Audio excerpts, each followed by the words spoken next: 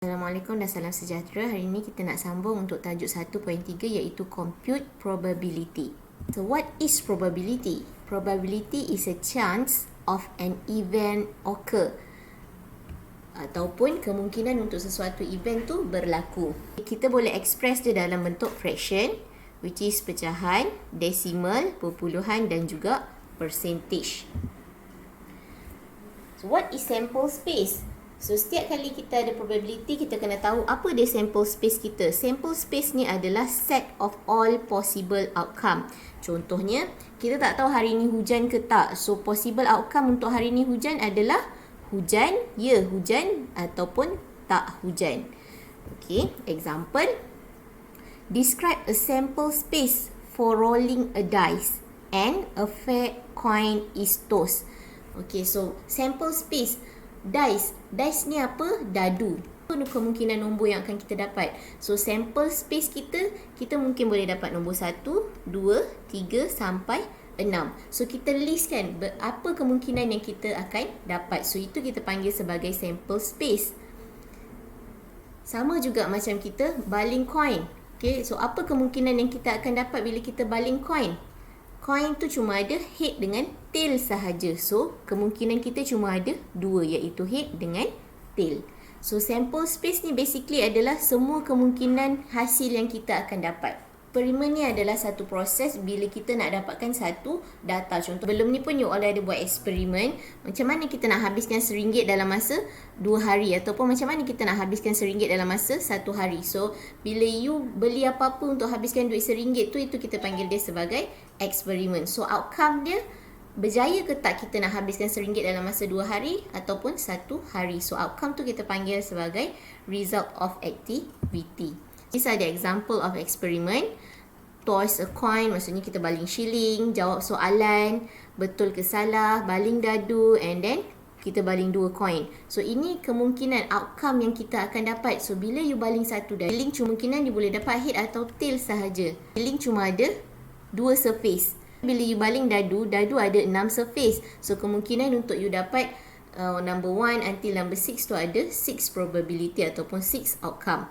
So answer a true or false question, dia mestilah ada 2 je, iaitu true ataupun false. So untuk toss 2 coins ni, kenapa you ada 4 possibility? Sebab bila you baling 2 coin, tak semestinya satu coin tu you dapat H, satu coin tu you dapat H. So ada kemungkinan dua-dua dapat tail. Ada kemungkinan satu dapat head, satu dapat tail. Macam ni. Sebab tu ada head, tail, head, tail and tail, head. So you kena kira apa kemungkinan yang akan kita dapat. So event adalah set of outcome of an experiment. Event ni terbagi kepada 2, one outcome and then more than one outcome. Example, determine the possible outcome for getting a prime number when a fair dice is rolled. Kena listkan apa dia prime number ni. Prime number yang boleh dibahagi dengan diri dia sahaja. So, kita let event kita tu sebagai A. Event untuk dapat prime number. So, possible outcome prime number kita apa? 2, 3, 5. Sebab 2, 3, 5 ni yang boleh bahagi dengan diri sendiri sahaja. Macam mana I tahu 2, 3, 5? Sebab satu dadu ada 1, 2, 3, 4, 5, 6. So 4 tak boleh sebab 4 boleh bahagi dengan 2 dan 1. So 6 pun tak boleh sebab boleh bahagi 2 dengan 3. So yang boleh adalah 2, 3, 5. So these are our possible outcome. So outcome berbeza dengan sample space. Outcome adalah hasil yang kita akan dapat.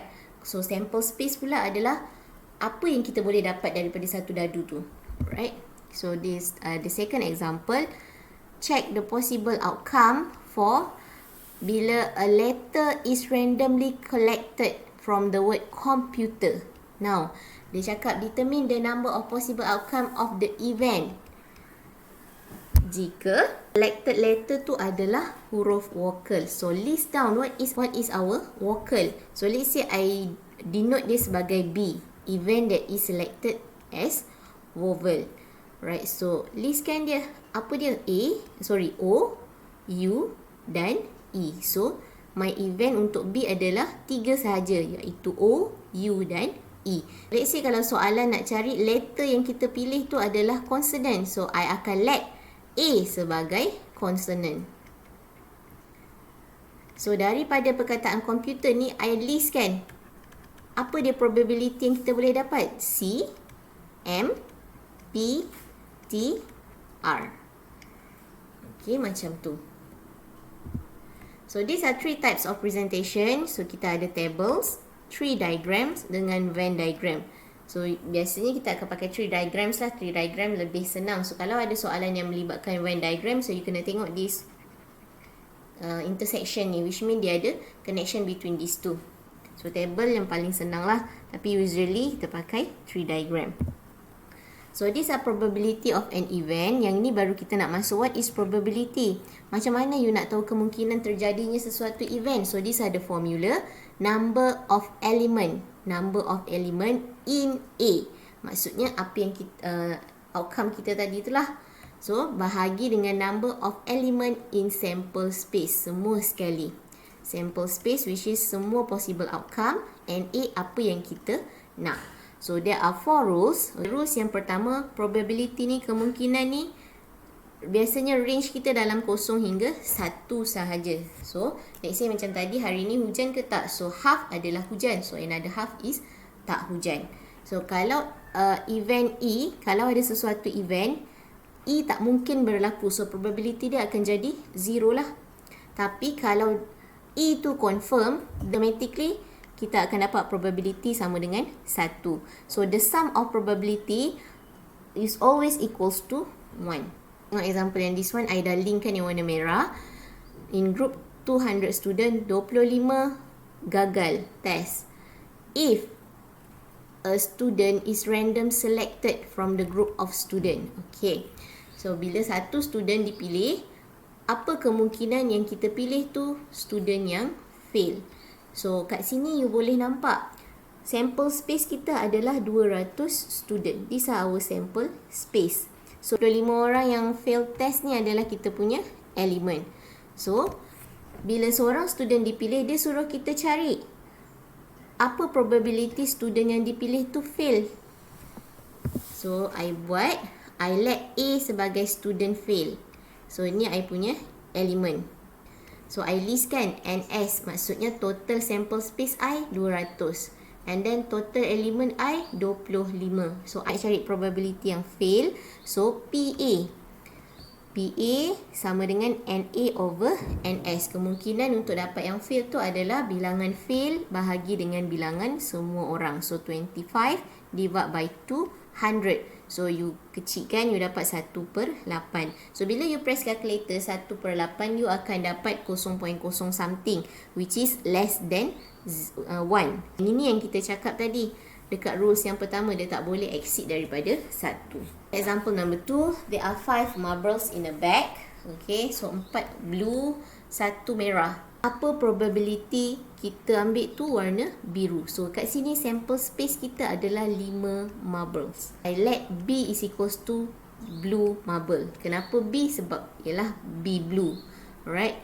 So, berapa probability untuk dapat blue? 4. Kenapa kita tahu 4? Sebab ada 4 blue, 1 red. So, berapa kemungkinan untuk dapat blue marble? So, pakai formula tadi. NB, which is number of probability, number of blue divided by number of our sample space. So, equals to 4/5. Let's say, kalau soalan tu cakap cari kemungkinan red marble is picked. Sekarang ni, I let dulu yang kita nak R. R sebagai red marble. So, number of sample space kita kemungkinan semua sekali ada 5. Number of sample space kita 5. So, number untuk kita ambil R 1 je lah sebab ada 1 je red. So, probability untuk kita dapat red NR over NS. So, is equals to 1/5. Then, another example of where dice is rolled. Maksud, then find the probability of getting number that is greater than 1. So, first sekali kita identify, kita nak letak sebagai apa. So, let's say I denote dia sebagai A. Number greater than 1. So, 3, 4, 5, 6. So, probability of getting number Greater than 1 ni berapa? So, S you tahu ada 6. 1, 2, 3, 4, 5, 6. Number of sample space kita tahulah 6. So, number of event kita ada berapa? 5. Sebab ada 5 number yang greater than 1. So, probability untuk I dapat nombor lebih besar daripada 1 is equals to NA over NS. So, is equals to 5 over 6. Dan macam tu sahaja. Another one. Saya pakai example yang sama, which is dadu now a perfect square. Apa dia perfect square? Maksudnya bila punca kuasa 1, 1. Punca kuasa 4, 2. Punca kuasa 9, 3. So, itu adalah perfect square. So, let's say I nak letak dia, event I nak letak sebagai B. I letak getting perfect square. Listkan event berapa yang I boleh dapat perfect square. 1 dengan 4 je. 2, 3 dengan 6 tak boleh sebab bila you buat punca kuasa you dapat decimal places. Sample space ada 6. Kenapa? Sebab dadu kita ada 6. So, I nak cari probability I dapat perfect square. So, PB is equals to NB over NS. So, B I tahu berapa? 2. S, 6. So, simplify, kita dapat 1 over 3 ataupun 0.33 something. So, these are types of event. Ada 4 semua sekali. The first sekali expectation. Second, dependent. Expectation ni adalah apa yang kita harapkan daripada kita punya event tu. So, 2, dependence event. So, 3, independence event. Last one, conditional probability. Ada syarat yang diberikan. So, first kali kita masuk pada expectation. P adalah expectation. P, these are the formula. P adalah probability of an event happen. And N adalah number of atoms. Berapa kali yang kita boleh cuba. So, tengok this one. Yang kat sini, I tak buat garisan merah-merah tu. Tengok 2 movie 10% dalam masa seminggu. And then, bila dia pergi sekali je tengok movie, 40%. And then, dia tak tengok movie, 50%. So, the question asks you to find what is the expected value for the number of movie he goes during the weekend. So, kat sini, you all kena cari 3 probability. 3 expected value. Kenapa? Sebabnya, sini dia ada pergi tengok movie 2 kali. And then dia pergi tengok movie sekali. And then dia tak tengok movie langsung. Which means none. So, dia nak tanya expected value. So, apa formula untuk expected value kita? Is equals to PN. But no, 10%. Takkan kita nak ambil 10%. So, dalam bentuk decimal places, 10 divided by 100, you akan dapat 0.1. So, you change it into decimal places. Total expected kita, total expectation kita, ada 3 lah. So, E sama dengan P1 N1 tambah P2 N2 tambah P3 N3. So, yang pertama sekali, bila probability, bila dia pergi tengok movie 0.1, berapa kali?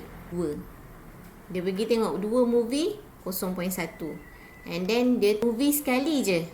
So, 0.4 darab 1. Last one, dia tak tengok movie langsung. 0.5 darab 0. So, kira this one dapat 0.2 plus 0.4 plus 0. So, our final answer expected value yang kita boleh dapat adalah 0.6. Okay, for this one.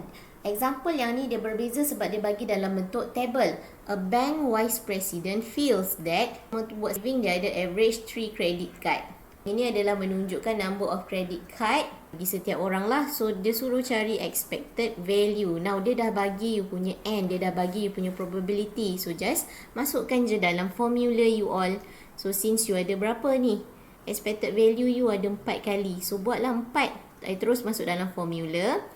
0.18 darab 0 plus 0.44 times 1. 0.27 darab 2, 0.5 0.08 darab 3. Last one, 0.03 darab 4. Press calculator, kita akan dapat jawapan 1.34. Proceed untuk types yang kedua, event yang kedua, iaitu dependent event. So, apa kita cakap dia dependent? Dia bergantung kepada event yang sebelumnya. Without replacement, so you tengok this one, kita ada 2 biru dalam 5. So, bila kita ambil 1, so total dia dah jadi 4. Sama macam yang ni. Kalau kita dah ambil 1 biru, so tinggal lagi 1 biru dekat 4. So, you kena alert bila jumpa soalan dependent event. Biasanya dia akan cakap without replacement. Example, there are 2 blue. Okay, ada 2 blue dengan 3 redstone. I dah buat 2 blue, 3 redstone. Macam mana I tahu dekat sini 2/5? Sebabnya 2 tambah 3, 5. So, probability untuk kita dapat biru adalah 2. Sample space kita 5. Sebab tu biru kita 2/5. So, I lukis dalam bentuk diagram. Now, without replacement, dia cakap dia tak pulangkan. Bila dia ambil, dia tak pulangkan. So, what are the changes of getting 2 blue stone? So, ambil kali pertama. Ni ambil kali pertama. Next, ambil kali yang kedua. So, bila ambil kali yang kedua, sebab dia kata without replacement. So, total kita punya stone akan jadi 4 sebab you dah ambil 1. Let's say kalau biru you dah ambil. So, biru yang tinggal berapa? 1 daripada total semua sekali 4. So, kat sini pula, bila you ambil biru, so merah tak ada effect. So, dia masih lagi 3. Tapi total keseluruhan kita adalah 4. So, kita nak tengok apa kemungkinan kita dapat getting 2 blue stone. Dua-dua biru. P, B, B. So, let's say yang first kita dapat biru. Yang second pun kita dapat biru. So, probability kita dapat biru kali pertama 2/5. So, darab dengan probability kali kedua 1/4. So, kita dapat 2/20. So, simplify, which is 1/10. Ataupun nak tulis dalam bentuk desimal, yes, 0.1. Macam itu dulu untuk hari ini. Thank you.